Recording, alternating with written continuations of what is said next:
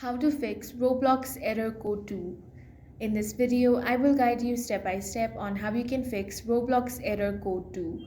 For this, you want to launch open your web browser. Now, click on the three dots in the top right corner, then select Settings from the very bottom. Next thing you want to do is click on Privacy and Security.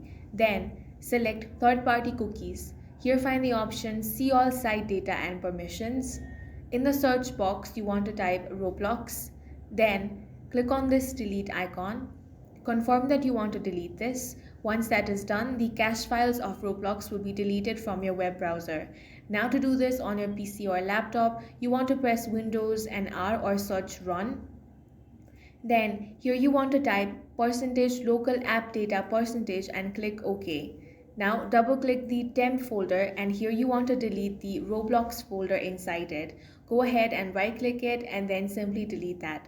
That's all for this video. If you found it useful, make sure to hit the like button and subscribe for more videos like this.